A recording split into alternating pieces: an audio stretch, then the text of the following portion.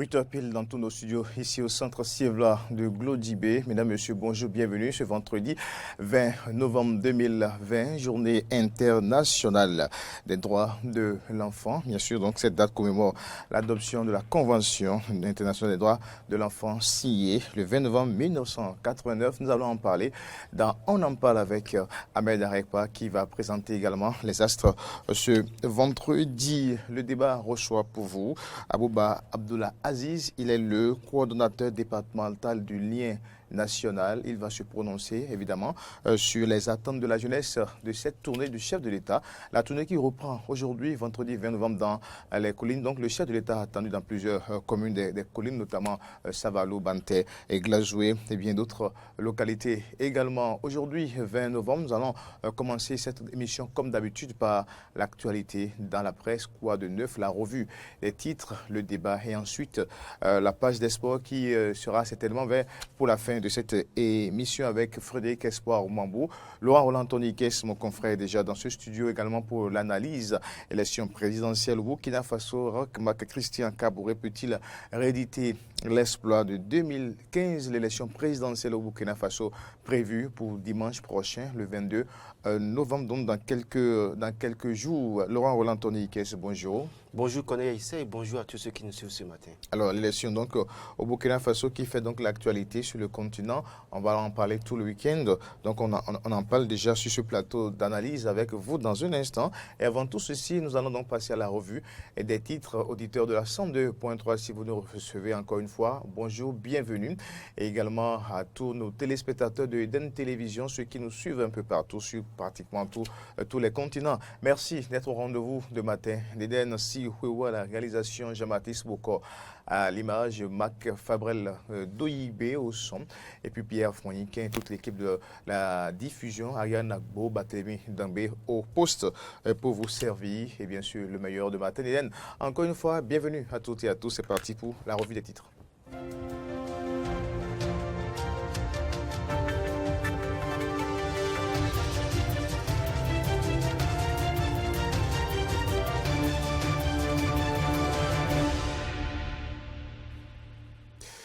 La revue des titres ce matin d'Eden, nous allons commencer avec le quotidien La Dépêche. La Dépêche qui titre ce matin « Entre propos tenus en mars 2019 et novembre 2020, talons la grand-messe des promesses. » La grande-messe des promesses est avec le quotidien La Dépêche. On évolue. Après La Dépêche, nous allons retrouver le quotidien du service public La Nation, le quotidien La Nation de ce vendredi qui titre tournée du chef de l'État. Alain Orunla en donne la teneur. Tournée du chef de l'État. Alain Orunla en donne la teneur. C'est avec le quotidien La Nation. La Nation aussi titre aussi ce matin liesse populaire lors de la tournée de réduction de comptes. Patrice Talon est-il impopulaire? C'est une interrogation du quotidien La Nation. On évolue après La Nation, nous allons retrouver et bien sûr notre quotidien de la place. Il s'agit du quotidien Les 4 vérités. Les 4 vérités ce vendredi, les 4 vérités qui affichent du président de la République Patrice Athanase Guillaume Talon. Orunla se prononce sur les cas Coutier et Adiavon. Talon priorise une dynamique de paix et de réconciliation avec Soglo et Yahi, dit-il. Des propos du ministre, bien sûr, tenus lors de sa dernière sortie relayée par le quotidien. Les 4 vérités, étude globale du projet de budget 2021 au palais des gouverneurs. Abimbola, Eleonore Lalécan et Séverin Quenom séduisent les députés. Ali aussi avec les 4 vérités. Bénin Baromètre, le quotidien Bénin Baromètre qui titre ce matin réforme dans le sous-secteur de l'enseignement supérieur privé au Bénin, la pérennité de l'organisation des examens nationaux de licence et master. Arte, ça c'est allié avec Bénin Baromètre. Le Béninois libéré du jour, complicité évidente entre Talon et la base contre l'opposition, divorce entre les populations et la résistance.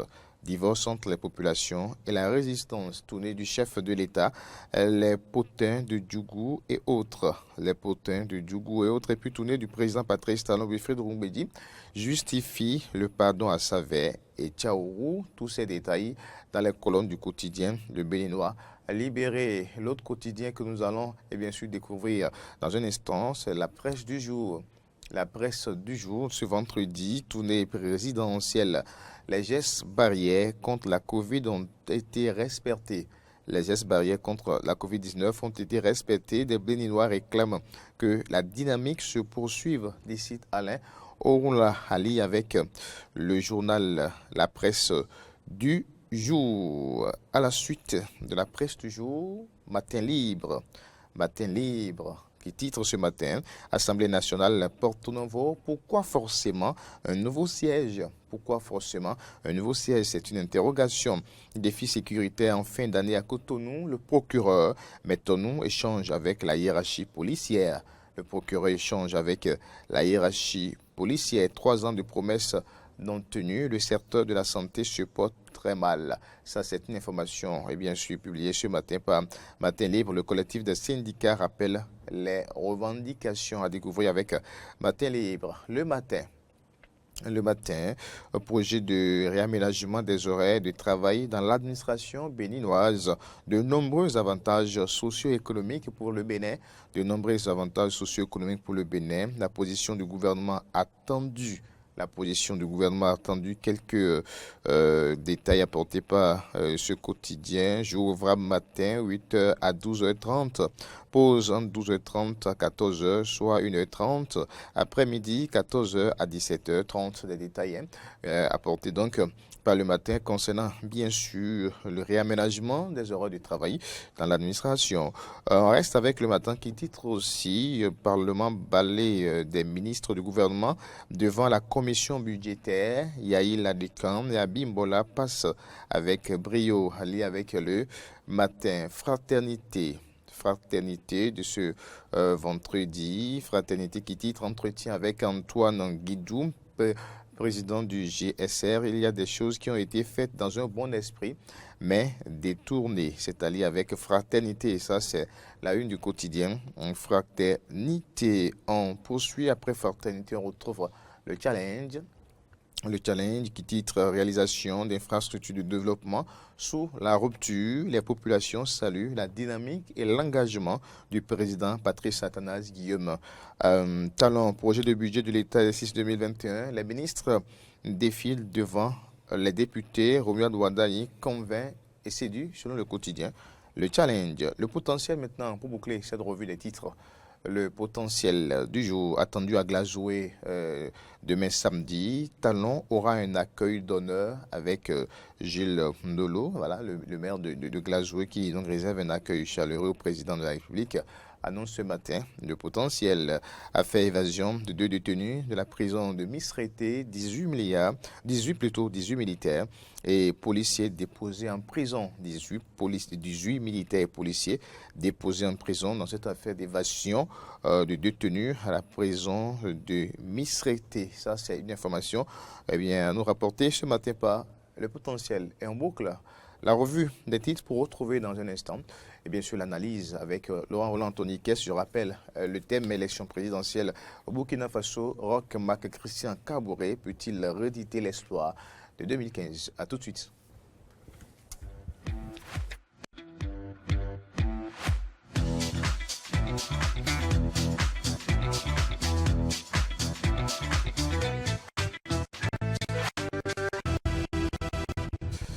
Laurent Roland Anthony Kess, encore une fois, bonjour. À nouveau, bonjour, Corneille Issa, et bonjour à tous ceux qui nous suivent sur Eden Télévision et Diaspora FM 102.3. Les coups de projecteur seront sur donc, le Burkina Faso, tout ce week-end de l'élection présidentielle du 22 novembre. On en parle dans votre analyse ce matin. Alors, quel est le contexte de cette élection et combien de candidats? Alors, il faut préciser que déjà après la Côte d'Ivoire et la Guinée, et le Burkina Faso ira aux urnes le dimanche 22 novembre prochain, comme vous l'avez si bien dit. Et si en Côte d'Ivoire et en Guinée, il y avait un problème constitutionnel en cours parce qu'il y avait un 3e mandat, ici au Burkina Faso, il n'y a pas de 3e mandat parce que le président sortant est candidat une deuxième fois. Alors, le contexte d'abord, il faut préciser que 23 candidats ont déposé un dossier et parmi les 23 qui ont déposé un dossier, il faut préciser que 9 ont été invalidés par la Commission électorale indépendante et il restait aux 14 qui ont été soumis en fait au Conseil constitutionnel du Burkina Faso et après les études faites par le Conseil constitutionnel du Burkina Faso, 13 candidatures ont été finalement validées et donc parmi lesquelles le président sortant Roch Christian Mac Kaboré, qui en fait en 2015 avait déjà gagné par KO parce qu'au premier tour il avait gagné avec 53%. Et donc voilà un peu la situation. Mais au-delà de l'élection présidentielle, il faut préciser que les Burkinabés vont aux urnes encore pour élire les députés. Il s'agit d'élire 127 députés cette fois-ci. Et donc parmi tous ceux-là, il y a 3 candidats qui sont probablement, on dirait, les favoris face au président sortant. Alors, mais en attendant de connaître les forces et faiblesses de ces candidats, quel est le bilan du président sortant? Alors, le bilan du président sortant, il faut préciser que pour certains Burkinabés, surtout ceux qui sont de l'opposition, c'est un bilan mitigé. Ils critiquent assez le bilan. Rappelons tout de même qu'en 2014, Blaise Compaoré avait été déchu, en octobre 2014, bien évidemment. Et les Burkinabés voulaient tourner la page Kaboré, mais c'est vrai qu'à un moment donné, le président actuel qui est là était plus ou moins au dauphin du président Blaise Compaoré. Et après, il est allé vers l'opposition. Et donc, les gens voulaient changer de cap. Et ce qui a fait que facilement, il a été élu au premier tour avec 53%. Mais aujourd'hui, beaucoup de Burkinabés pensent qu'en réalité, qu'il n'a pas comblé les attentes. Alors, quand on parle de combler les attentes, qu'est-ce qu'il faut dire? Il faut d'abord partir des chiffres.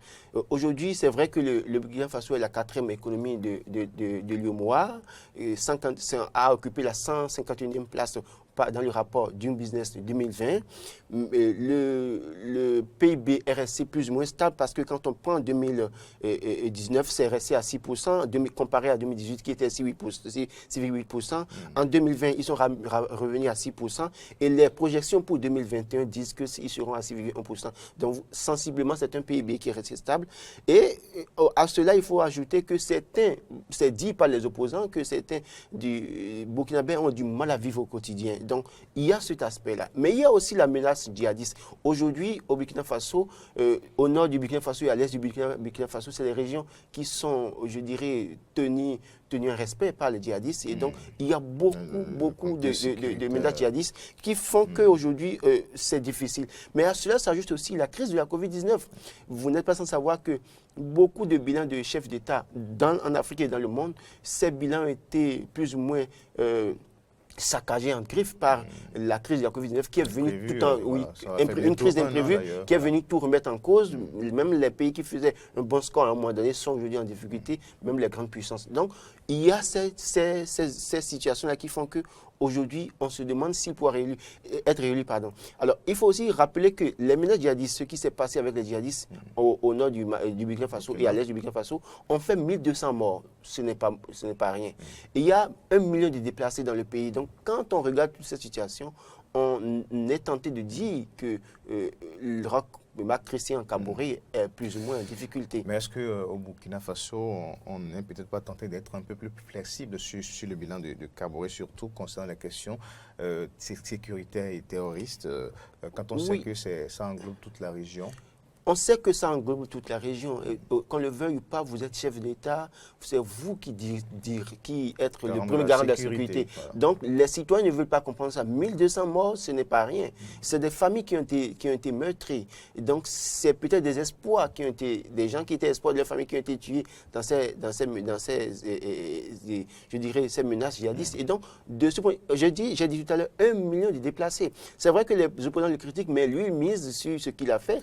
Il parle d'infrastructures réalisées, il parle de routes pour réaliser, pour réinvestir les zones dans lesquelles ces djihadistes opèrent, parce que n'oubliez pas que ces régions dans lesquelles les djihadistes opèrent sont souvent des zones difficiles d'accès. Il a réalisé assez d'infrastructures routières pour pouvoir faciliter la tâche aux forces de l'air, aux soldats d'aller dans ces milieux. Alors, mais à cela aussi, il s'ajoute aussi au cours de la campagne, 14 soldats ont été tués le 11 novembre passé. Et c'est une situation. Et parmi ceux qui ont été tués même dans cette période, il y a même un député qui est candidat qui a été pris pour cible. Et son chauffeur a été tué le 8 novembre passé. Donc, c'est autant d'éléments qui montrent que peut-être Christian Kaboré n'a pas peut-être trouvé la bonne politique pour mettre fin à la menace djihadiste. Alors, mais vu ce bilan, au regard de cette situation, peut-il gagner au premier tour? Est-ce qu'au Burkina Faso, on va opter pour l'alternance ou la continuité? Premier tour déjà, qu'est-ce qui pourrait se passer? Au premier tour, comme je l'ai dit, en 2015, il a gagné 53%. Il était face à un certain candidat appelé Zéphirin Diabré, qui en fait avait eu moins de 30%. Donc aujourd'hui, en 2000, ils étaient 14 candidats déjà même en 2015, maintenant ils sont 13. Mais le problème ici, c'est que le président sortant est face à des candidats qui sont plus ou moins favoris. Et parmi ces candidats, on peut citer, par exemple, comme lui-même, en dehors de lui, il y a Eddy Komboigo, qui est en fait candidat du parti au pouvoir quand Blaise Compaoré était là. Et il y a aussi Kadri Désiré Ouédraogo, qui était Premier ministre de Blaise Compaoré, mais aussi, comme je l'ai dit, Zéphirin Diabré. Alors, d'abord, au niveau de cette élection, il y a une élection dans une élection, comme on le dit, parce que le chef de l'opposition, qui est Zéphirin Diabré, aujourd'hui, Eddy Komboigo, veut tout faire pour lui ravir la vedette du chef de file de l'opposition. Donc, à défaut de gagner les élections, Eddy Komboigo, aujourd'hui, envisage d'être le chef de file de l'opposition parce qu'il estime que Zéphirin Diabré n'a pas fait le nécessaire pour mériter cette place. Mais au-delà de ça, ils sont 3 candidats économistes financiers dans ce starting block. Donc, il y a le président sortant, il y a Kadri Désiré Ouédraogo, il y a Zéphirin Diabré. Et face à ces différents candidats, on se demande si le président sortant vraiment a des chances, puisque en 2015, il n'avait qu'un seul rival qui était en vue, c'était Zéphirin Diabré. Aujourd'hui, il a pratiquement 3 rivaux en face et il doit pouvoir se défaire de ces 3 rivaux. Et quand on enlève ces 3 potentiels candidats, en fait, rivaux, en fait, il y a aussi d'autres candidats qui sont parmi les 9 autres, qui sont ces anciens ministres. Il y a des gens qui ont servi le président sortant, mais qui ont démissionné 2 ans après d'avoir servi. Et donc, autant d'éléments pourra-t-il convaincre les populations pour aujourd'hui, pour avoir le nécessaire de suffrage, pour gagner encore au premier tour? Donc le chaos n'est peut-être pas envisageable. Le chaos pour le président sortant n'est pas pour autant envisageable vu la taille des candidats. Même si en réalité il y a des sondages qui ont été réalisés dans le pays qui lui donnent favoris, ce n'est pas pour autant évident parce que les candidats aujourd'hui face à 4-3 candidats potentiels qui pourraient le faire craindre. Et s'il y avait un second tour, quelles sont les chances pour le candidat sortant et le président sortant? Alors, un second tour, d'abord, nous allons, si la réalisation permet, nous allons montrer rapidement un sondage qui a été réalisé au Burkina Faso qui donne aujourd'hui 57% d'intention de vote pour le président sortant et 11,87% pour Eddy Komboigo qui rêve d'être le chef de file de l'opposition et ravir la vedette à Zéphirin Diabré. Il y a Zéphirin Diabré qui est crédité de 10,74%. Il y a Kadri Désiré Ouédraogo qui est crédité de 4,52%. Et puis, le général, voilà, il faut préciser que l'ancien Premier ministre sous la transition, Yacouba Zida, oui, voilà, qui est d'ailleurs en exil au Canada, qui est crédité de 3%. Donc, face à cette situation, malgré le bilan économique plus ou moins rassurant, malgré la crise sécuritaire au Burkina Faso, il y a des sondages qui sont réalisés qui donnent le président sortant favori. Maintenant, si en réalité, au premier tour, il ne gagnait pas à 57%, il ne remplissait pas, au second tour, il y a de fortes chances que Eddy Komboigo, qui avait servi Compaoré, aide beaucoup de soutien pour battre le président sortant. Donc, c'est assez difficile aujourd'hui. On ne peut pas présager ce qui va se passer déjà au thème du premier tour qui aura le dimanche. Et s'il y avait second tour, on ne peut pas présager. Est-ce qu'au finish aussi, réellement, les opposants pourront s'entendre finalement pour s'aligner derrière le candidat qui sera deuxième au thème du premier tour. Mais je rappelle qu'en Afrique, surtout ces coalitions au second tour ont toujours donné la chance peut-être aux opposants parfois. Et donc, on attend de voir ce que ça va donner. Merci. Laurent Tony Ikes, ça va être aussi le tour du Niger en décembre. Oui, le Niger qui va fermer la marche le 27 décembre prochain et ça va mettre fin en fait aux élections en Afrique pour l'année 2020. On va rentrer en 2021 où il y aura plusieurs élections également, notamment au Bénin. On attend de voir ce que ça va donner. Un mot rapidement sur l'actualité au Bénin, la reprise de la tournée du chef de l'État. Oui, je crois que le chef de l'État prend contact avec ses concitoyens enfin, même si on dit qu'il devait le faire depuis. Non, justement, il y a des populations, il y a dans certaines régions des gens qui ont voulu juste voir le président une seule fois de leur vie avant peut-être qu'il parte ou bien avant qu'il ne soit donc maintenant il le fait, il faut louer l'effort, mieux vaut tard que jamais, et il faut aussi préciser que c'est déjà un exercice parce que ça lui permet de se rendre compte des problèmes, des évidences sur le terrain, parce qu'en réalité tous les rapports qui sont faits par les autorités, directeurs, ministres ne sont pas pourtant tout le temps des rapports vrais. Cela est opportun après 4 ans de mandat. Oui, mieux vaut tard que jamais. Je crois qu'il le fait, peut-être qu'il a choisi un bon timing. Nous sommes à la veille d'une élection présidentielle. Il est normal qu'il renoue contact avec le peuple. Ça cache des intentions.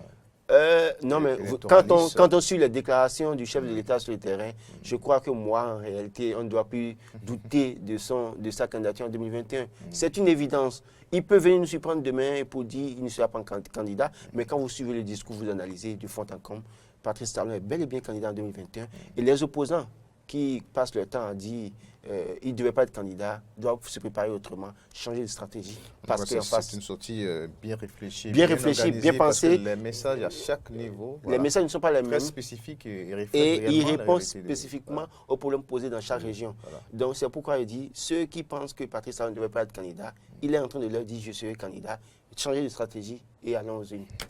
Merci Laurent pour votre point de vue sur l'actualité politique au Bénin, également vos analyses sur la situation et bien sûr au Burkina Faso, l'élection présidentielle étant prévue pour dimanche prochain. Nous allons passer maintenant au débat, la rubrique Convainc-moi. Nous allons recevoir dans un instant sur ce plateau Abouba Abdelaziz, coordonnateur départemental du COUFO, du lien national. Il va se prononcer également sur la tournée du chef de l'État, notamment les attentes de la jeunesse de cette grande tournée nationale du président Patrice Athanase Guillaume Talon.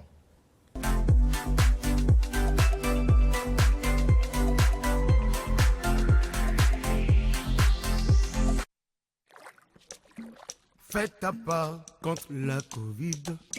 Sa propagation peut être stoppée. Ça dépend de toi.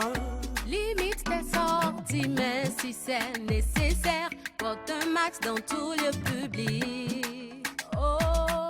La Covid peut tuer, les fausses infos aussi. Vérifie toute info avant de partager. Oh. Le gouvernement sensibilise, les agents de santé mobilisés. Alors que fais-tu de ton côté pour stopper cette maladie? La Covid-19 peut être stoppée, mais ça dépend de toi et moi. Alors que chacun fasse sa part. Peuple du Bénin, la Covid-19 est une réalité, mais nous pouvons arrêter sa propagation si chacun de nous fait sa part. Ceci est un message du gouvernement en collaboration avec UKAID. Habitants de la commune d'Abomey-Calavi et environ, plus de soucis pour vos besoins d'achat de matériaux de construction de qualité. L'établissement PVP, Plomberie Vouloir ses pouvoirs, met à votre disposition plusieurs gammes de matériel à des prix défiant toute concurrence. Vitriers, plombiers, électriciens, maçons, menuisiers, vous qui exercez dans le bâtiment, venez découvrir les merveilles que vous apporte l'établissement PVP et vous ne serez pas déçus. Nous étions dans la plomberie depuis Tampin. Nous sommes encore à Tocan sur la voie de Ouedo, en face de l'ex-pharmacie Saint-Pio. Et ici, nous sommes à Glo, à Gransa. Ici, c'est la quincaillerie générale, de ciment jusqu'aux peintures. Nous faisons la marque Ingeco. Nous vendons tous les outillages marque Ingeco. Donc, tout ouvrier qui va rentrer dans PVP à Gransa vont trouver leurs matériaux. À PVP, c'est la vente des matériaux électriques, des appareils sanitaires de dernière génération, des chauffe-eau solaires et électroniques, des outils de travail de marque internationale Ingeco. L'établissement PVP vous propose également des services de prise en charge de la construction de vos maisons, de la fondation jusqu'aux travaux de finition. Nous avons des des équipes ici, de techniciens jusqu'aux peintres. Nous avons une équipe de construction ici et tout ce qu'ils veulent, qu'on leur construise des maisons.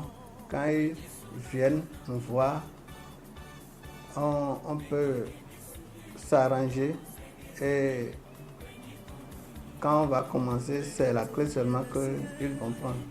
En cette période des fêtes de fin d'année, l'établissement PVP lance une promotion à travers le projet dénommé Construction pour tous. C'est 20% de réduction sur tous vos achats.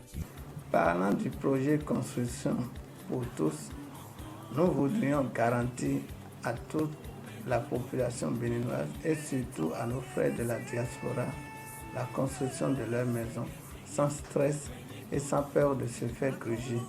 Venez donc construire votre maison avec l'établissement PVP pour une durabilité plus sûre. Avec PVP, offrez-vous un bâtiment en or grâce à des matériaux de qualité. C'est la santé que je souhaite pour tous mes clients. Je profite de l'occasion pour formuler des vœux à mes parents aussi, à mes amis, à ma femme et à notre président de la République et les ministres et les députés.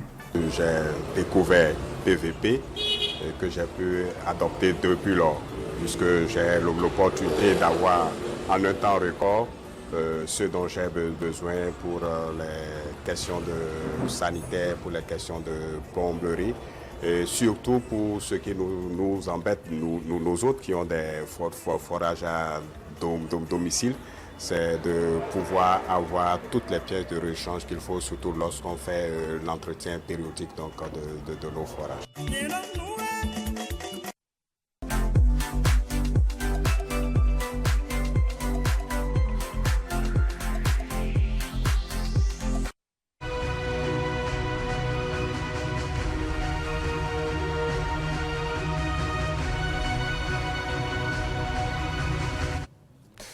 Le président Patrice Athanase Guillaume Talon reprend bien sûr ce vendredi sa tournée nationale. Les communes des collines seront donc à l'honneur. Ce vendredi, le chef de l'État a sillonné déjà plusieurs communes dans le Septentrion et a tenu des discours très forts à divers endroits, des discours pour la réconciliation, la cohésion nationale, l'enracinement de la démocratie, l'appel de tous à l'œuvre du développement. Patrice Talon poursuit donc cette tournée de reddition de comptes pour constater le niveau d'exécution du programme d'action du gouvernement, mais également et bien sûr les problèmes au niveau de chaque commune. Quelles sont aujourd'hui les attentes de la jeunesse de cette tournée du chef de l'État et quelles sont également les autres interrogations tout autour? Nous allons en parler aujourd'hui sur ce plateau de Convainc-moi avec Abouba Abdelaziz, diplomate de formation, coordonnateur départemental du COUFO, du lien national. Il va donc faire l'exercice ce matin, apprécier la tenue du chef de l'État, mais dit concrètement ce que la jeunesse peut gagner de cette tournée. Monsieur Abouba Abdelaziz, bonjour. Bonjour, monsieur le journaliste. Alors, merci donc d'avoir accepté de faire l'exercice avec nous. Vous êtes coordonnateur départemental COUFO, du lien national. Le lien national, c'est un mouvement. Oui, tout à fait. Et, comme vous l'avez dit, le lien national, c'est un mouvement associatif qui réunit les anciens responsables étudiants des universités nationales du Bénin, tant de l'UAC que de ces centres universitaires de l'université de Parakou. Et quand vous faites des expériences comme ça, quand vous avez fait des expériences à l'université, vous avez beaucoup appris dans la gestion des étudiants. Il faut quand même, à un moment donné, recapitaliser cela dans la gestion du pays. Et les expériences que nous avons eues à l'université, tant à l'UAC qu'à l'université de Parakou, nous comptons quand même mettre ça au profit de notre pays. Et si vous voyez, le lien national a été créé seulement le 15 juin passé. Donc, déjà en 5 mois, nous avons installé toutes les coordinations départementales. Alors, c'est une association, c'est un mouvement politique. Mouvement associatif. Vous savez, les mouvements politiques... Ça n'a pas de visée politique. Je vous en prie. Et les mouvements politiques n'ont pas de statut juridique au Bénin, sauf à l'enregistrer sous forme de parti politique. Mais aujourd'hui, Et tel que ça se passe au Bénin aujourd'hui, vous savez, au niveau du lien national, nous regroupons les jeunes de la mouvance, que ce soit du Bloc républicain, de l'Union progressiste, de l'UDBN et autres. Nous sommes tous réunis. C'est un creuset. Donc ça, des visées politiques. Exactement ça, des visées politiques. Et nous avons 2 combats dans l'immédiat. Le premier combat, c'est la réélection du chef de l'État.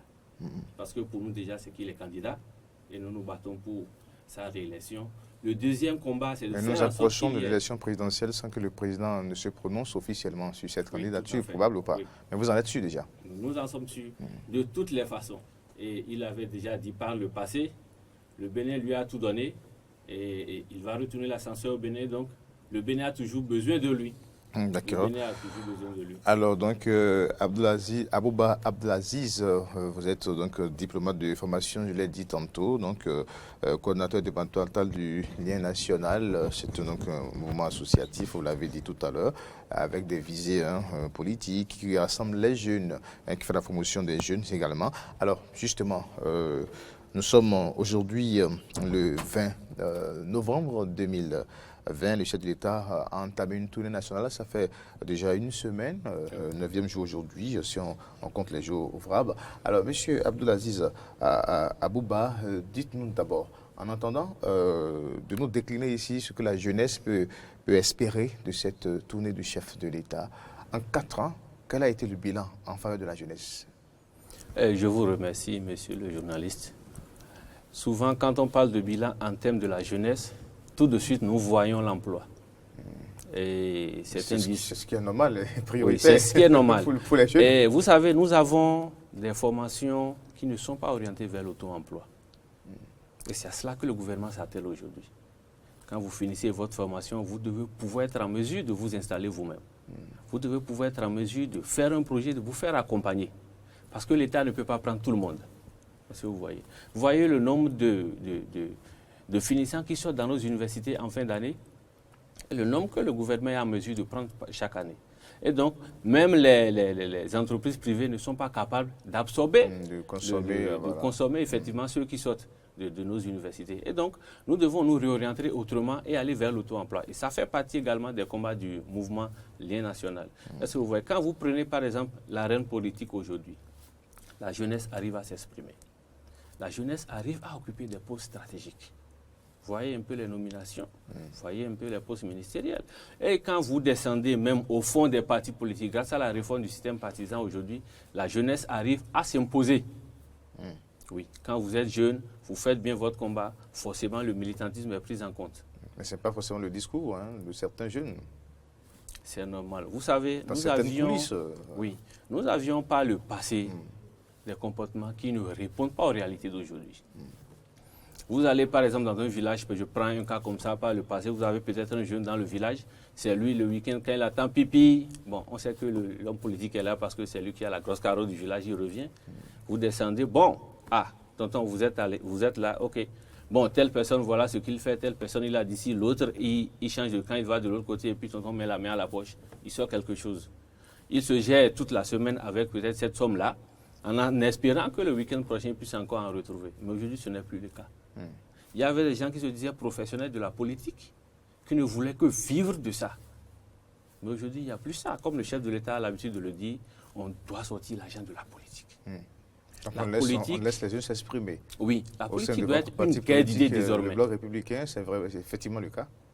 Oui, mais prenez les instances du bloc républicain aujourd'hui. Vous avez vu, on a installé l'organe des jeunes. Vous avez vu, on a installé l'organe des jeunes. Donc, globalement, en 4 ans, les attentes, les promesses à la jeunesse ont été respectées. C'est bien cela. Vous savez, on dit tant qu'il reste à faire, rien n'est fait. Mais le maximum est fait. Déjà donc que vous avez... les jeunes béninois aujourd'hui sont à l'aise dans tous les domaines. L'emploi garanti, on ne peut pas avouer tout de vie, voilà. On ne peut pas avouer tout de go que les jeunes béninois sont à l'aise dans tous les compartiments de la vie. Mais ce qui est sûr, comme le chef de l'État a su bien le dire, le temps de la moisson approche.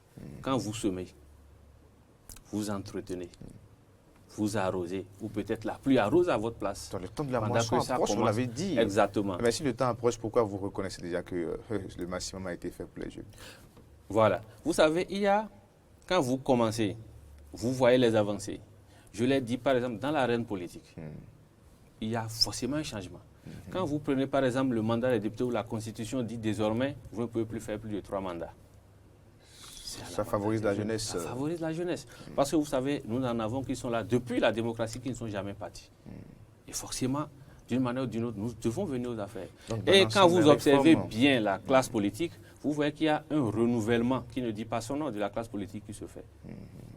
Très bien, monsieur Abouba Abdoulaziz. Oui. Alors maintenant, par rapport à cette tournée du chef de l'État, alors quelles sont les attentes de cette jeunesse-là que vous représentez sur ce plateau? Je vous remercie. Et les attentes sont énormes. Vous savez, lors de la tournée du chef de l'État, nous voulons quand même qu'on permette à la jeunesse, la première étape est terminée, qu'au niveau des communes qui restent, qu'on permette à la jeunesse de s'exprimer. Parce que qu'on le veuille ou non, au niveau des communes, on connaît les leaders. On peut peut-être au niveau des communes permettre aux leaders de se réunir, tel que ça se fait par exemple au niveau du lien national où les jeunes, tous bords confondus de la mouvance, quel que soit le parti politique, s'asseyent pour parler développement. On peut permettre au niveau des comités d'organisation aux jeunes de s'asseoir. Quelles sont vos attentes au niveau de votre commune? Vous présentez au chef de l'État. Plutôt que ça soit peut-être des discours politiques qui se tiennent, qu'on permette aux jeunes d'exprimer leurs attentes réelles au chef de l'État. Mais si les jeunes doivent faire l'exercice, qu'est-ce qu'il faut mettre dans la balance? Non, mais écoutez, au niveau de chaque commune aujourd'hui, les spécificités divergent. Donc c'est à chaque commune, aux jeunes de chaque commune, de dire réellement ce dont ils ont besoin. Et si je vous renvoie dans le Koufo, qu'est-ce que vous allez dire, puisque vous êtes pour présent là-bas, dans le Koufo? Oui. Et je crois que c'est un sujet très sensible. Est attendu là-bas, entre le 24 et le 25, nous l'attendons de pied ferme et nous allons l'accueillir. Et précisément dans le Koufo, la jeunesse aujourd'hui est un peu révoltée. Pas vis-à-vis du chef de l'État, mais vis-à-vis de ses aînés. Parce que nous espérons que quand vous accompagnez ces aînés politiques, quand vous accompagnez un chef de l'État, tel que cela se fait dans le Koufo aujourd'hui, où nous avons fourni les plus forts taux de participation aux différentes élections, quand même il doit y avoir un lobbying auprès du chef de l'État pour que nous puissions bénéficier, pour que la population puisse être satisfaite par rapport à certaines infrastructures. C'est vrai, on nous dit que ça se mijote petit à petit, ça va venir. Mais nous voulons, lors de cette tournée-là, entendre le chef de l'État nous dire vous avez telle chose que je vous promets. Parce que ce combat-là, nous estimons, au niveau de la jeunesse du Koufo, que nos aînés ont raté ce combat-là. Et nous-mêmes, nous prenons ce combat-là à bras le corps pour pouvoir le faire. Si vous voyez. On dit souvent que quand vous dormez sur un lit bien fait, et que vous faites des cauchemars toute la nuit, ce lit n'est pas préférable à un lit qui est gâté, mais sur lequel vous dormez à l'aise. La jeunesse estime aujourd'hui qu'elle préfère dormir sur un lit gâté, qui est notre lit qui est gâté, qui est à l'aise. Nous préférons dormir là, avoir un sommeil doux, plutôt que d'espérer toujours des aînés qui ont des lits bien douillés eux-mêmes là, et puis nous sommes là à faire des cauchemars. Non. Nous préférons changer ça. Nous voulons faire le combat aujourd'hui nous-mêmes. Dans le Koufo aujourd'hui, que le chef de l'État vienne dans le Koufo, nous avons par exemple une université qui était à Plaqué, qui est partie par exemple. Nous voulons demander au chef de l'État de nous renvoyer une université dans le Koufo. Mais les filières de formation qui étaient auparavant dans notre université, nous ne voulons plus ces filières-là par exemple. Il ne faut pas envoyer une université pour que, bon, quand vous finissez, vous êtes à la craie forcément. Aujourd'hui, nous voulons par exemple qu'on nous envoie une université orientée vers l'auto-emploi. Quand vous finissez votre formation, vous êtes en mesure de faire un projet pour faire accompagner, vous vous installez. Là, vous n'attendez rien de personne. Et dans ce cas-là, que les aînés politiques vous viennent en aide ou pas, vous êtes autosuffisant. Vous réagissez vous-même, vous prenez vos décisions vous-même et politiquement, vous faites vos choix en conséquence. Mais aujourd'hui, ce n'est pas le cas. Quand vous allez dans la plupart des contrées aujourd'hui, bon, on espère, on attend que l'aîné vienne dire quelque chose parce que vous n'avez pas de marge de manœuvre. Nous voulons qu'on nous donne cette marge de manœuvre là aujourd'hui pour que la jeunesse puisse s'épanouir dans le Koufo. En dehors de cette question de formation? Oui, vous savez, nous sommes sur un terrain politique et en termes de terrain politique, souvent, c'est les nominations qu'on demande. Nous avons suffisamment de cadres et nous estimons que la promotion des cadres du Koufo n'est pas encore ce que nous aurions souhaité. Oui, nous en avions. Et la dernière fois, à l'installation de la coordination du lien national du Koufo, il y a eu plusieurs docteurs qui se sont présentés, par exemple, et qui sont membres du lien national. La promotion des cadres. Oui, il faut faire la promotion des cadres du Koufo. Nous réclamons sur tout ça. Parce qu'aujourd'hui, les jeunes s'amusent même, quand vous faites attention dans les groupes WhatsApp, quand il y a des nominations, les jeunes s'amusent à voir s'il y a quand même quelqu'un du Koufoudia. Et le débat se fait avec acuité. Mais nous sommes dit et nous avons conclu que ce sont nos aînés qui ne font pas ce combat-là. Donc, mais qu'est-ce que vous reprochez concrètement à ces années-là? Puisque dans le Koufou, il y en a beaucoup. Il y en a beaucoup. Oui, il y en a suffisamment. Et vous me permettrez de paraphraser un peu ce que le secrétaire national a dit lors de l'installation de notre coordination. Il a dit que nous avons dans le Koufou des aînés qui sont rassasiés, mais qui estiment qu'ils ont toujours faim. Et quand c'est comme ça, ils ne peuvent pas laisser la place à la jeunesse. Lors des communales passées, par exemple, vous avez des jeunes de tous les partis politiques que vous estimez quand même qu'ils sont capables. Eux, on peut les mettre devant, ils vont porter la chose. Que ce soit du BA ou que ce soit du UP. Mais bon, pas la mesquinerie habituelle qu'on connaît dans la politique béninoise. Bon, les gens ont été mis sur la touche. Il faut qu'on commence par faire confiance aux jeunes. Parce que nous avons des valeurs qu'on peut promouvoir. Quand vous avez quelqu'un qui a fait les formations qu'il faut, qui a les compétences qu'il faut, positionnez-le. Il ne faudrait pas qu'on dise, bon, parce que lui, je suis sûr que si je le mets, ne va pas m'écouter, je ne vais pas le positionner, ce n'est pas la peine. Donc c'est ce combat-là que la jeunesse est en train de faire. Et nous demandons au chef de l'État d'avoir un regard vers le Koufou. Nous avons des compétences à promouvoir. Alors, donc, vous avez suffisamment parlé du cas de Koufou. Et j'estime également que dans les autres communes, les autres départements, les jeunes ont également des problèmes pratiquement les mêmes, surtout les problèmes politiques et autres, la promotion des cadres et autres. Alors, mais aujourd'hui, quand la jeunesse attend tout cela du chef de l'État, Patrice Talon, alors qu'on est en fin de mandat. Alors, certes, il y a également sur le terrain, lors de sa tournée de chef de l'État, qui aussi fait beaucoup de promesses également, alors qu'on est en fin de mandat. Est-ce que ce n'est pas tout à fait, ce n'est pas un peu paradoxal?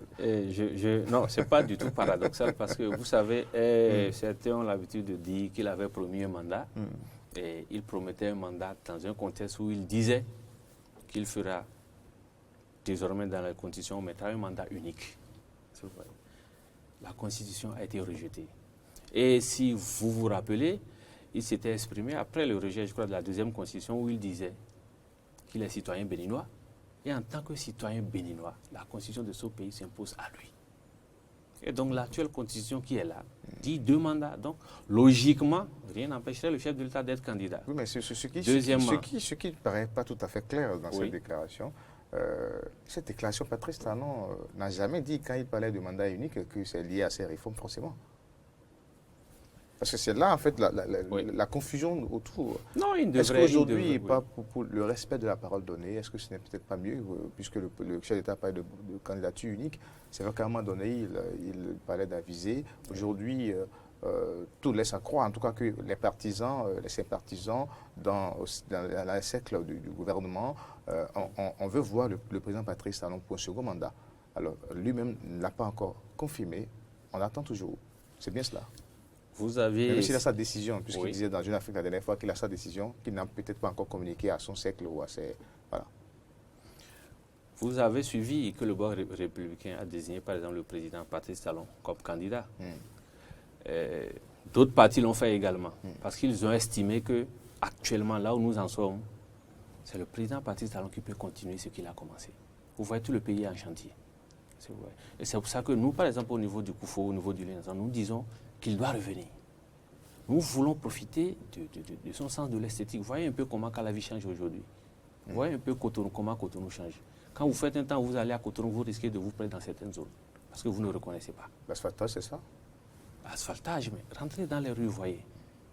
C'est du beau. Dans le Koufou, nous voulons aussi, par exemple, avoir des communes comme ça. Qu'on arrange nos communes. Nous voulons, par exemple, des choses comme ça. Et le président Patrice Talon l'a commencé. Nous voulons qu'il continue chez nous. Et donc, logiquement, nous, par exemple, nous demandons qu'il soit candidat. De toutes les façons, pour nous, nous savons qu'il le sera. Parce que le pays a besoin de lui actuellement. Donne cette certitude. Oui. Et vous êtes dans un groupe. D'accord? Vous travaillez avec le groupe. Le groupe estime qu'à l'heure actuelle, c'est vous qui pouvez continuer ce que vous avez commencé. Et non seulement ça, par rapport à la parole donnée et par rapport au devoir patriotique qu'il faut choisir. Nous avons certaines habitudes qui sont en train de disparaître. De mauvaises pratiques que nous avions qui sont en train de disparaître. Comme quoi? Quand vous allez par exemple dans l'administration, je dis beaucoup de choses changent.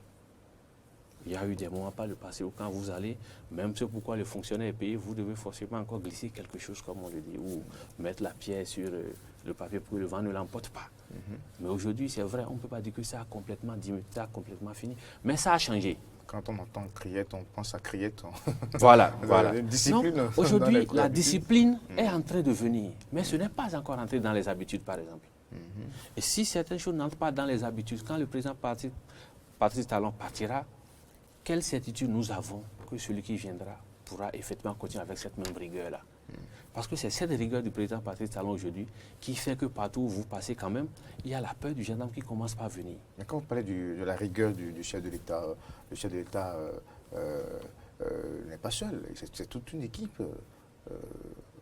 Est-ce qu'aujourd'hui, il y a personne pour, peut-être, si le chef de l'État dit non, moi je me retire, alors il n'y a personne pour faire le job ou c'est toute une équipe qui a travaillé. Pourquoi vous pensez que forcément On ne peut pas dire qu'il n'y a personne pour faire le job. Mais quand vous imprimez votre marque, il faut l'imprimer jusqu'au bout. Nous avons des habitudes qui sont en train de venir. Et ça prend à petit coup, mais ce n'est pas encore total. Il faudrait que nous puissions les faire. Il faut que ça puisse suivre sur plusieurs années afin que ça rentre dans les habitudes et quel que soit celui qui vient, ça pourrait continuer. Cela ne veut pas dire qu'au-dessus du chef de l'État, il n'y a pas des gens de rigueur, il n'y a pas des hommes de rigueur. Mais il est en train d'imprimer sa marque. Nous souhaitons que cette marque-là, nous puissions l'accompagner à l'imprimer jusqu'au bout. D'accord. Alors, mais la tournée du chef de l'État, 54 communes sont ou villes au programme du chef de l'État qu'on n'a pas souvent vu dans ce type de sortie de démarche. Il est resté beaucoup plus dans un style très effacé, discret aussi. Alors aujourd'hui, vu également la période, puisque qu'on le veuille ou pas, nous sommes à la veille des élections présidentielles. Voilà l'interrogation, la polémique autour dans la tête de plusieurs personnes d'ailleurs. Est-ce que cette tournée n'est que dans le sens de la réduction de comptes? Vous pensez que la période s'y prête réellement pour donc, cette longue tournée nationale du chef de l'État? N'y a-t-il pas de visée pratiquement pré-électorale? Je ne sais pas trop. Oui, je vous remercie par rapport à cette question-là parce qu'elle fait vraiment débat. Il ne sera jamais trop tôt ni trop tard pour cette sortie du chef de l'État. Il est le président de la République et à tout moment, il peut sortir s'exprimer. Il peut sortir rencontrer ses citoyens pour échanger avec eux, si vous voyez. Et l'autre chose, c'est qu'à la date d'aujourd'hui, le président Patrice Talon n'a dit nulle part encore qu'il est candidat. C'est nous qui estimons qu'il doit être candidat. C'est nous qui estimons que le Bénin a toujours besoin de lui et qu'il ne peut pas partir après un mandat. Il doit venir pour le second mandat. Est-ce que vous voyez? Donc sur le terrain, c'est le président de la République. C'est le président de la République qui est en train de faire sa tournée. Ne pas confondre avec le candidat Patrice Talon. Est-ce que vous voyez? Parce qu'il n'a pas encore déclaré sa candidature. Quand ça évacue... Non, ça évacue complètement les polémiques qu'il y a autour. Bon, c'est vrai. Et on pourrait dire que ça lui donne un avantage certain. Parce que faire déjà le tout et échanger avec les citoyens. Vous savez, il n'est pas sorti durant les 4 ans, on l'a vu une seule fois, il est sorti, mais il n'avait pas fait le tour. Et cette fois-ci, il échange avec les populations. Et cela lui permet également, en faisant le tour, parce que vous voyez, il a tout fait par voie terrestre. Les gens se sont amusés à calculer, ils ont dit environ 3000 km qu'il a eu à faire par voie terrestre au niveau des 17 communes, et répartis dans 5 départements qu'il vient de faire. Et ça lui permet de voir, parce que quand on dit le pays à chantier, les rapports viennent, les fiches techniques viennent, mais de visu, il faut quand même qu'il puisse constater l'avancement des travaux, l'avancement de son programme. Et c'est cela qui pourra même lui permettre de voir comment réorienter certaines choses. Et cette sortie, par exemple, lui a permis de constater dans certaines communes que le niveau où il croyait qu'on avait atteint pour l'eau potable, ce n'était pas le cas, par exemple. Et il fallait réajuster les choses. Donc, cette sortie, elle est vraiment opportune quand même pour voir ce qui se fait sur le terrain, réajuster les choses. Donc, on ne peut pas confondre cela où certains qui pensent peut-être que c'est en violation flagrante avec le code électoral. C'est le président de la République, même jusqu'à la veille de l'élection, en tant que président de la République, peut faire son tour. Jusque-là, il n'a pas encore déclaré sa candidature. Mais étant un potentiel candidat, c'est vrai que la limite est vraiment... La loi, vous savez, le président est désespérément légaliste, si vous voyez. Même les remous qu'il y a eu dans le pays et autres, quand ça cadre avec la loi, le président reste ferme là-dessus. D'accord.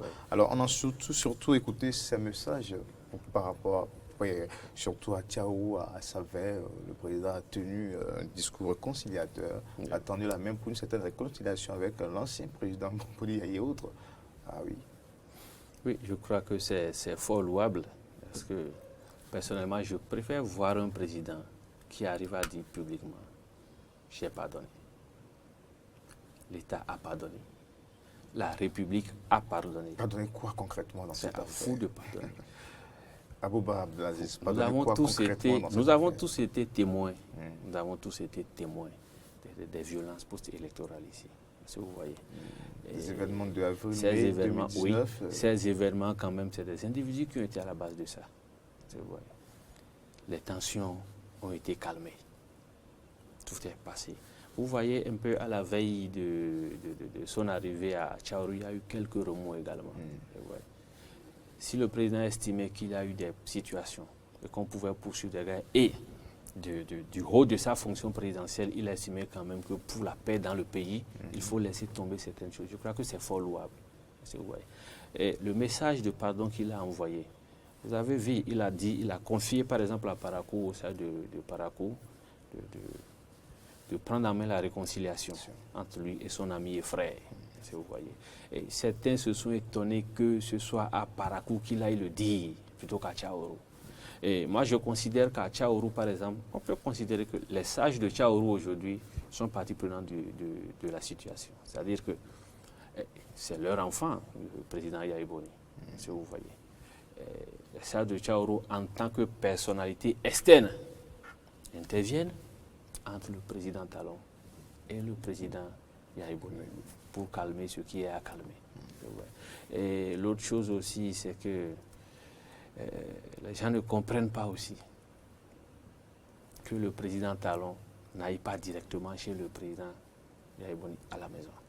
Et pour cela, je crois que c'est une fausse note. C'est possible, ça peut arriver. Ça peut arriver. On peut assister mais à déjà, ça. quand on confie cette responsabilité à des sages, c'est pour dire préparer le terrain. Donc moi, j'estime que sous peu quand même, on verra les deux présidents ensemble. Oui. Parce qu'il faut que quand même le terrain soit préparé avant que le président aille. Voilà. D'accord. Monsieur Abouba Abdelaziz, merci en tout cas pour toutes ces explications à propos donc de la tournée du chef de l'État, l'actualité politique. C'est vrai qu'il y a beaucoup d'autres sujets qu'on pourrait aussi également développer dans cet entretien de convainc-moi.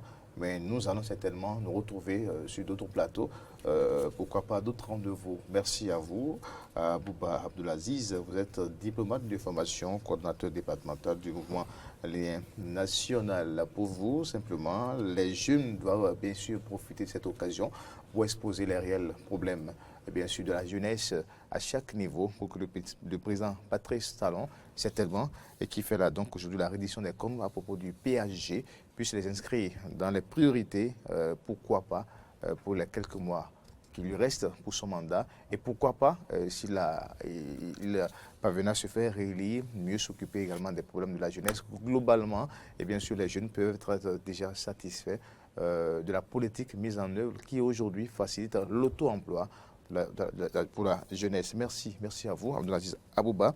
J'espère que vous avez pu donc convaincre nos téléspectateurs, auditeurs sur cette émission de matin. Nous enclenchons avec la dernière ligne droite avec Ahmed Arepa qui nous parlera certainement de la journée internationale des droits de l'enfant. C'est ça aujourd'hui qu'on célèbre le 20 novembre. On parlera également bien sûr des astres, l'horoscope ce vendredi. Et enfin, pratiquement en fin d'émission, Frédéric Espoir Mambou pour l'actualité sportive. A tout de suite.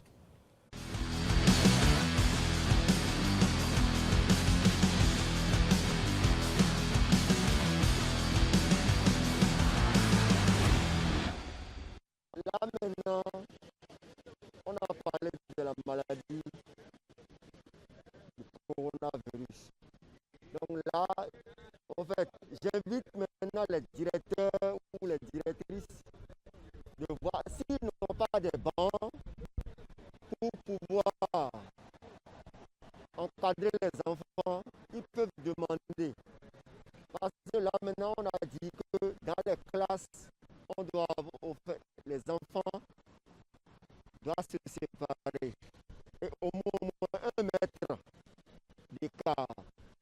Là maintenant, s'il y a la maladie, là maintenant, là, les enfants vont attraper la maladie facilement. Là, c'est nous, les parents d'élèves, qui vont en souffrir. Donc là maintenant, là, ils n'ont qu'à voir comment disposer les enfants dans les classes et si la maladie va les attraper, en fait, eux aussi ils vont voir avec nous. Parce que si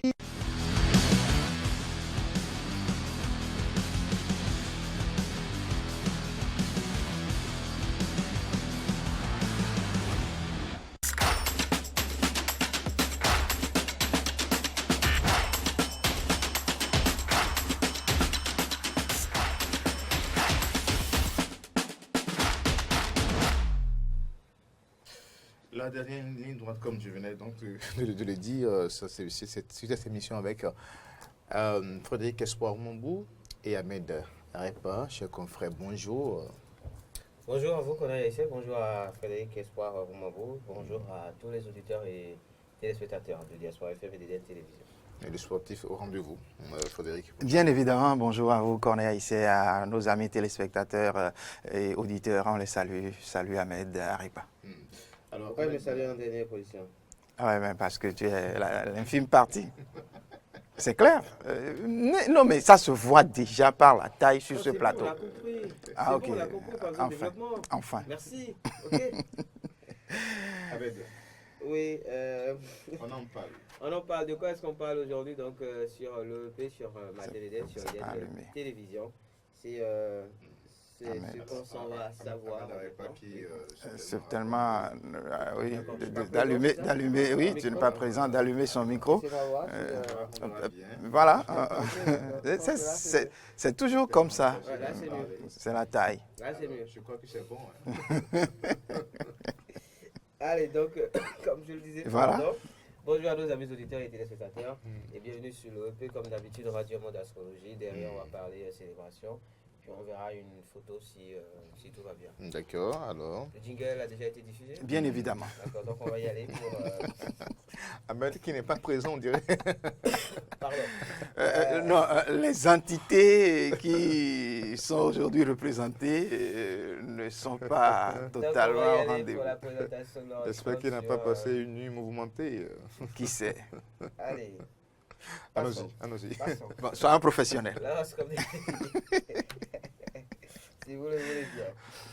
Bélier, en cette journée donc, du 20 novembre 2020, nous sommes vendredi. Veillez à rester bien en prise avec la réalité qui pourrait sinon vous rattraper et vous demander des comptes.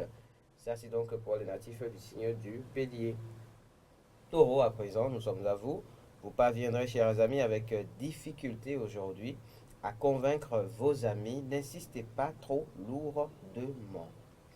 Gémeaux, votre optimisme est omniprésent. Cette journée est idéale pour vous lancer dans un projet de grande envergure. Cancer, c'est votre vie amicale qui monopolise vos pensées en cette journée. Votre émotivité vous rend vulnérable. Lion, vous ne pourrez pas rester passif en ce jour. Profitez de cette énergie pour les tâches les plus rébarbatives. Vierge, votre aspiration à la tranquillité et à l'harmonie pourrait être quelque peu contrariée par quelques soucis financiers. Les balances à présent, nous sommes à vous natifs du signe de la balance. Vous allez trouver un début de solution à un souci financier lié à vos projets en ce jour, pour peu que vous y pensiez. Scorpion, vous ressentez une fatigue diffuse du fait que vous avez accumulé des tensions. Buvez, faites de l'exercice, détendez-vous. Sagittaire, à présent, il ne sera pas natif du signe Sagittaire facile de créer un climat constructif. Vos collaborateurs font grise mine. Capricorne, maintenant, vos pensées vous permettent, natif du signe Capricorne, d'anticiper bien des choses, mais le moment d'agir n'est pas encore venu. Donc on attend encore un peu, cher Capricorne. Verseau, il serait tout indiqué de vous octroyer du temps sans penser à vos affaires en cours. Vous êtes surmené. Poisson, pour finir maintenant, c'est vous qui risquez aujourd'hui d'épuiser votre entourage. Ménagez vos nerfs ainsi que ceux des autres. Voilà essentiellement ce qu'il faut savoir par rapport à l'horoscope sur l'OEP de ce jour. Et puis en termes de célébration aujourd'hui, 20 novembre. Oui, célébration, 20 novembre, 2, 3, 4 célébrations. On va dire, s'appesantir sur l'une d'elles en particulier, qui a rapport au continent africain. Je devrais vous parler d'ailleurs, Corneille Haïtien, c'est d'ailleurs pour cela que j'ai porté mon choix sur cette célébration-là, qui a donc rapport avec l'Afrique, rapport aussi avec l'environnement d'une certaine manière, puisque il s'agit justement de l'industrialisation de l'Afrique. Donc pour le droit des enfants, on en parlera certainement. On en parlera peut-être tout à l'heure, ou peut-être la semaine prochaine. Peut-être la semaine prochaine, on verra. Mais donc, là ne soyez pas politicien ce matin. On n'en parle pas aujourd'hui. Je n'en fais pas. Voilà qui est clair. Donc, journée mondiale pour l'industrialisation de l'Afrique, c'est le 20 novembre que cela se célèbre.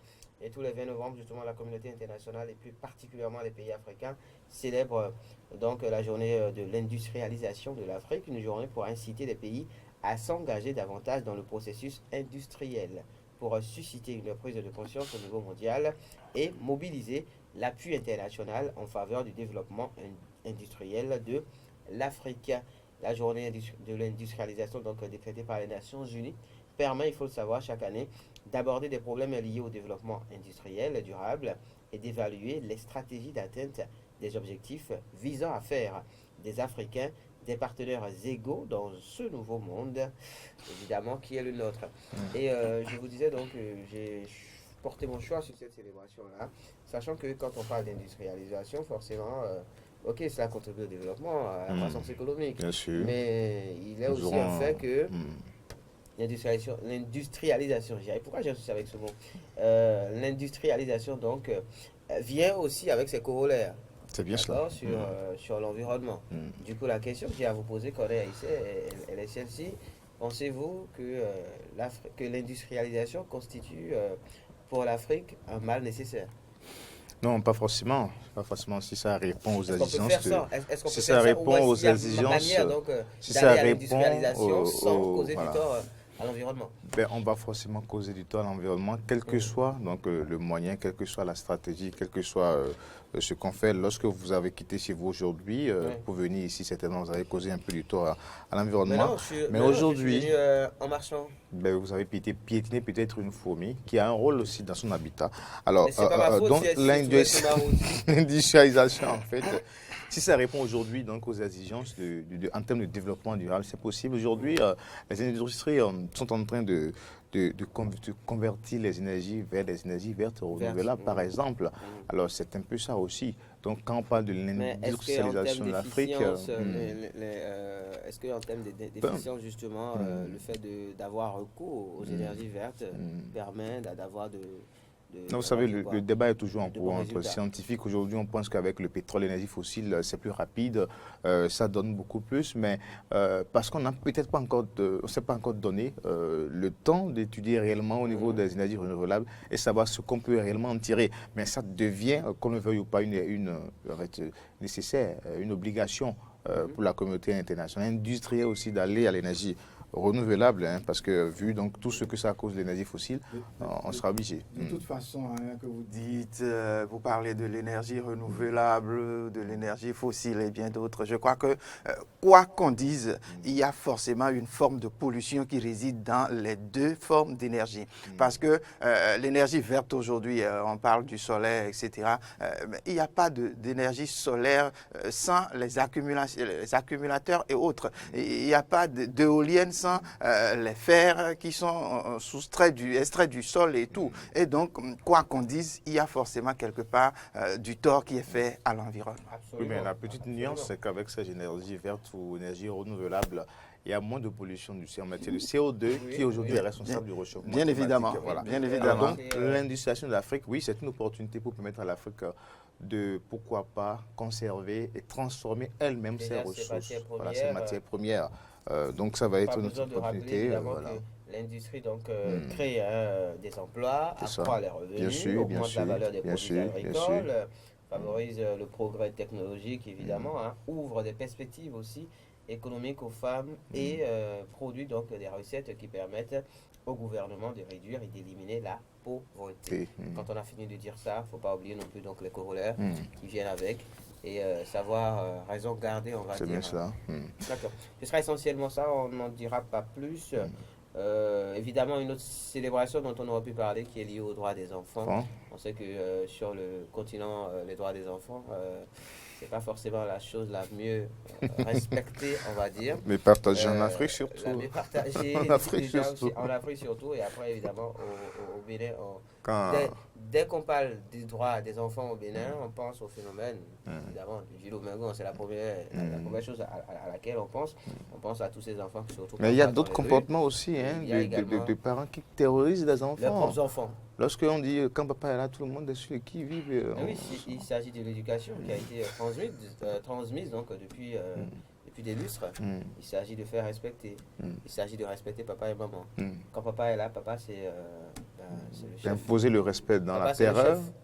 Imposer le respect dans la terreur, c'est... Papa c'est le dictateur. Vous savez que... C'était ça. Il y a ceux qui sont pour non, ne restez pas ma question. C'était ça. Il y a ceux qui sont pour la carotte et il y a ceux qui sont pour, comment on dit, la chicotte. Voilà. Et après, il y a ceux qui sont pour le juste milieu. Toujours est-il qu'avec, on va dire, la génération actuelle, on milite plus pour la carotte. Mais la carotte tout le temps non plus, ça fait pas du bien. À un moment donné, il faut savoir mettre la chicotte, et bien la lever avant de la descendre. Comme ça fait plus mal en fait. La punition pour l'enfant, ça lui fait mal ou c'est je pense qu'au-delà de tout, aujourd'hui, il faut plutôt des papas leaders que des papas terroristes, évidemment, ou des papas dictateurs. Alors, l'image du jour, Ahmed, on verra la fin. Voilà, donc on laisse priorité maintenant aux nouvelles sportives.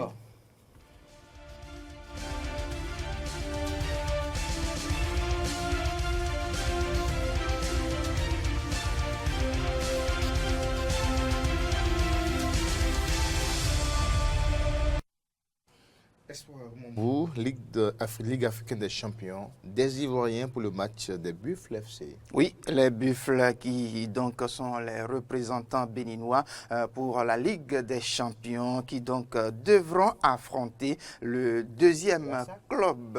Non, on parle de champions, Ligue des champions africaine bien sûr. Non, ça ne dépend pas de toi. C'est normal. Tu viens pour en parler.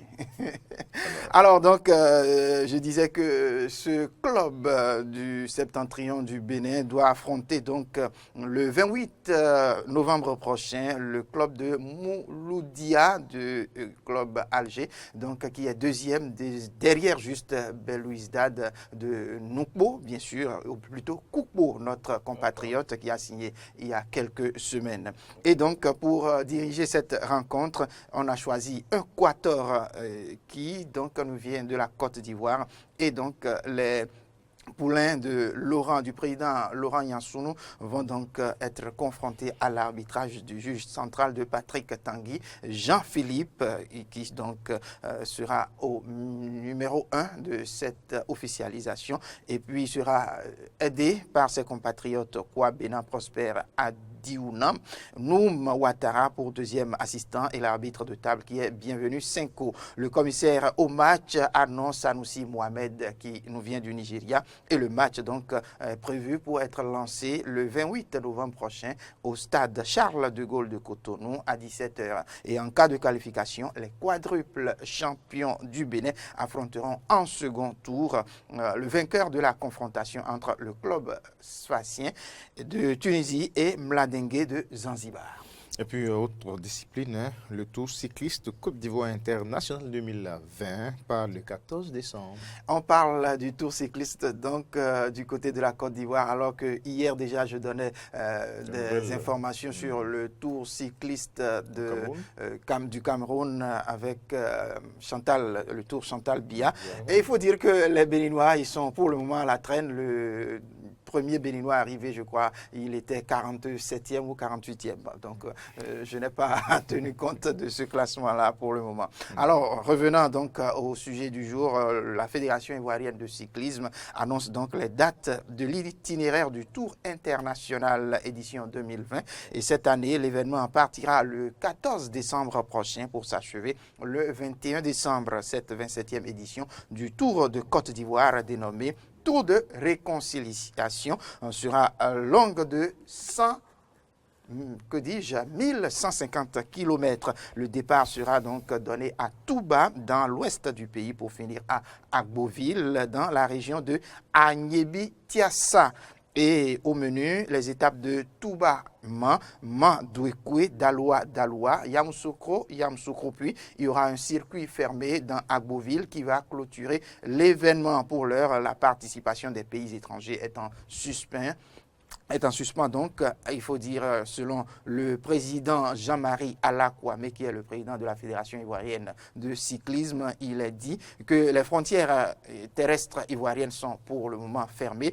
Et si jusqu'en décembre, la situation n'était pas réglée, il faut dire donc que le Tour ivoirien sera obligé de faire avec les nationaux. Dans le cas contraire, c'est-à-dire quand les frontières seraient ouvertes plutôt, en début décembre, il faut dire qu'on pourra appeler les pays comme le Burkina Faso, le Bénin, la Guinée et le Mali.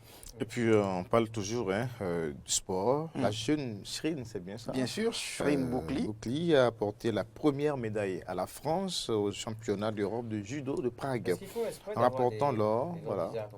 Non, vous comprenez que c'est des J'ai l'impression qu'ils font exprès, en fait. Ahmed, attention à vous. Hein.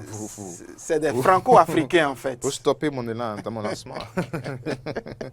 Alors, elle a remporté l'or, c'est bien cela. Hein? Bien évidemment. Dans la catégorie des moins 48 kilos. Et oui, c'est donc parti pour le championnat d'Europe de judo de Prague depuis hier, reporté à plusieurs reprises, à plusieurs mois, en raison donc de la pandémie du coronavirus. Ils ont débuté donc ces championnats ce jeudi dans la capitale tchèque avec 7 Français présents sur le tatami pour la première journée. Et déjà une première marseillaise, c'est bien l'hymne du côté de France, c'est comme ça on l'appelle, n'est-ce pas? C'est bien cela. C'est une information pour lui. Donc, chez les moins 48 kilos, Shrine Boukli, 21 ans, vice-championne d'Europe et du monde junior l'an passé, a décroché donc son premier titre chez les seniors après une journée parfaite. Elle a débuté donc en battant la Belge Anne-Sophie Ajura sur Ippon juste avant la limite pour débuter sa journée. Et puis, elle a battu aussi la Kosovare Distria Krasniki sur Ippon au Golden, score du deuxième tour pour remporter la poule A, avant donc de dominer l'Espagnole Laura Abelanda au 7e du dernier Euro. Opposée donc en finale à la Serbe Andrea Stojadinov, sacrée récemment championne d'Europe junior. Elle a donc réussi à faire une prise d'étranglement au bout de 40 secondes seulement. Et il faut dire que là, ça va opposer forcément en finale 2 Françaises. Il s'agira donc de Mélanie Clément et donc de Shrine Boukli qui donc devront se confronter pour pouvoir sortir quelqu'un pour les représenter d'ici quelques mois aux côtés de Tokyo pour les JO parce qu'il faut forcément une par catégorie. Alors, bonne chance et bon vent à Shrine Boukli, c'est bien cela? Bien évidemment. Ahmed Arafa, je reviens à vous maintenant. C'est bon, on va pouvoir suivre ton image. On va pouvoir la voir, l'image, sinon la photo. C'est en fait un statut.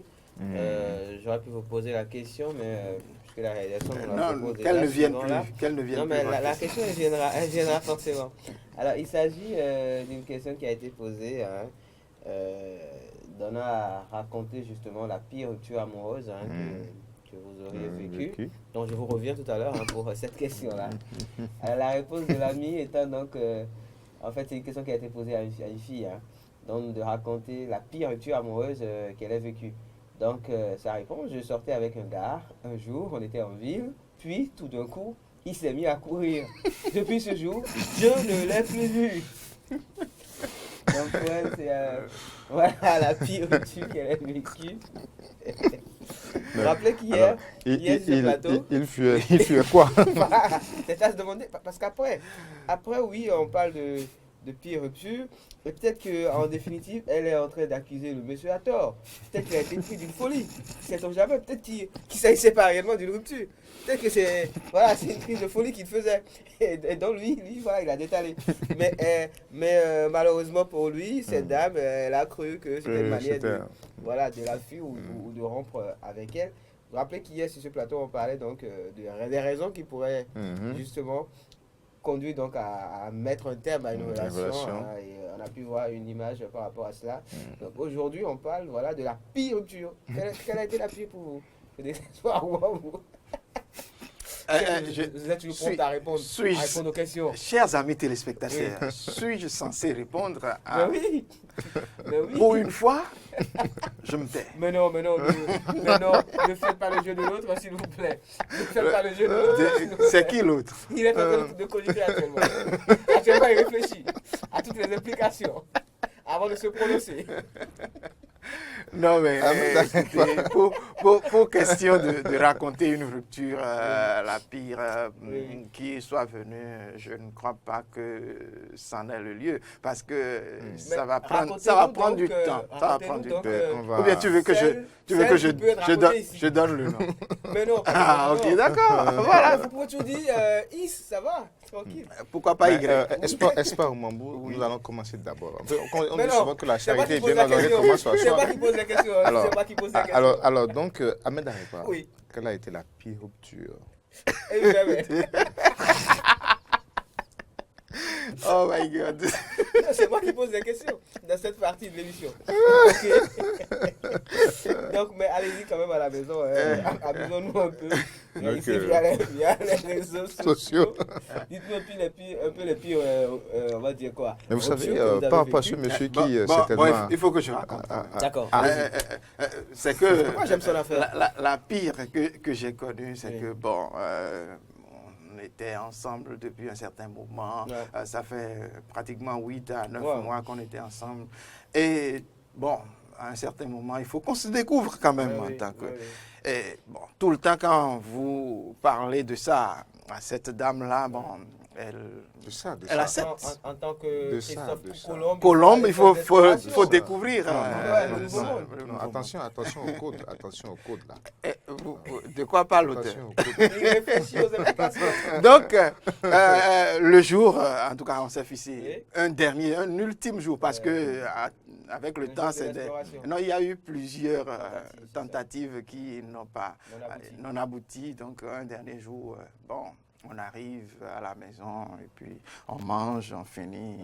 Bon, maintenant, comme le disent les H2O, alors, on a fini de manger. Donc, le temps de me rincer, elle a déjà disparu. C'est fini.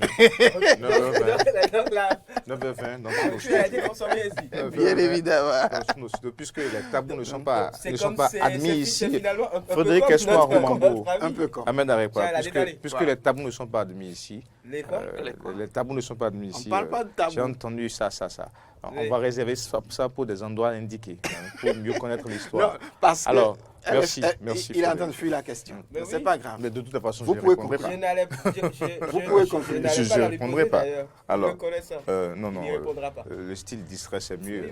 Il faut agir dans la discrétion.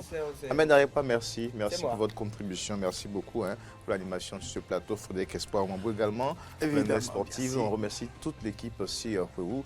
Jean-Baptiste Bocor, Marc Fabrel Loïbé, Barthélémy Dambé, Ariane Agbo, Pierre Fourniquin aussi, et tous les téléspectateurs, merci de rester avec nous. On s'en va donc pour le week-end, retrouver bien Natacha Kofi à partir de lundi. Au revoir et bon week-end à toutes et à tous. Ciao.